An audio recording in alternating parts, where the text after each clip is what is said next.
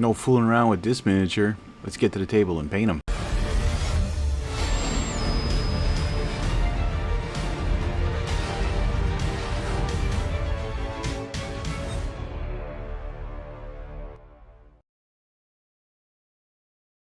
Hey miniature painting fans, welcome back to the channel. I'm Rob the Easterling, and today I'm going to be painting the Jester from Darkest Dungeon by Mythic Games. Yeah, I know a lot of you out there are mad at Mythic Games, but too bad I have the game. I'm painting it because they're cool looking miniatures, and maybe some people out there have them and want to paint them. So we're going to be doing a zenithal highlight on this guy, so let's get to the table and start painting. So the Jester is one of the heroes from Darkest Dungeon who's trying to fight all the evil minions and trying to make its way towards the Darkest Dungeon. This miniature was given a zenithal highlight with some matte black and a spray of white from above and a 45-degree angle. Also just trying to get where, let's say, light might be coming into this dungeon. Or if you look at the picture in the background, you might actually notice that light comes in on a certain area. Now, I've been looking at some other painting methods, and one of them that I might want to try with Darkest Dungeon is actually the comic book effect. I think I might have a hard time doing it, but I might try it out anyways to see what it would give. So stay tuned for that on a future Darkest Dungeon miniature, because I might give that a shot. I think it's going to look kind of neat on these miniatures. I just hope I don't mess it all up. Anyways, if I do, I reprime it, repaint it. It's not the end of the world, right? That's what's fun about miniature painting. You learn stuff, you try stuff, you make a mistake. Well, sometimes you just say, too bad it looks prettier than it did before. And that's what we move on to. We're using speed paints with this miniature today. Most of the work is done on this top part here with the bright red, which in my opinion is more like a reddish orange color, which is perfect for the Jester's cap here.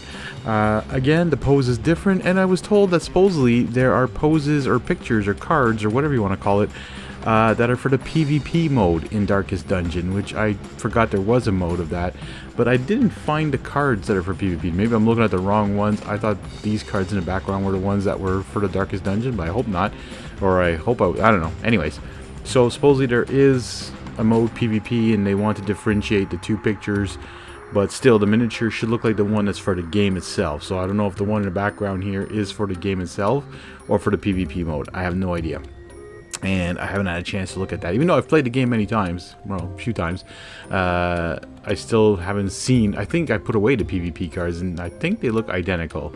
I could be wrong.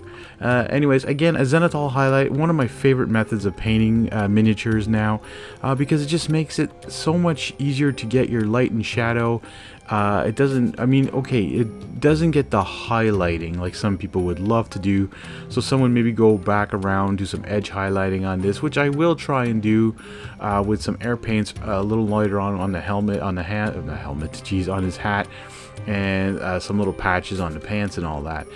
Sometimes though, I notice that when I use air paints to do some of my highlighting and stuff like that, because it's already watered down, but sometimes you're a little fooled by what the color comes out. Like here I was expecting it to be brighter than the orange, but it ended up blending right into that orangey red color, so it was kind of interesting. However, the Coven purple here did a really good job on top of the patches, but again, it seems like the air paints kind of soak into whatever paint is underneath it.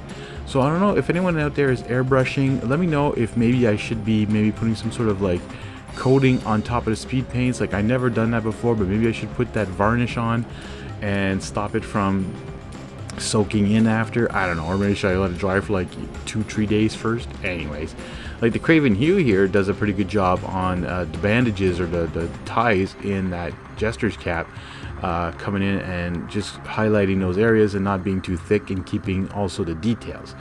And there you have it. For like under 12 minutes, you can have this miniature painted, ready for the table, ready to take on the Darkest Dungeon.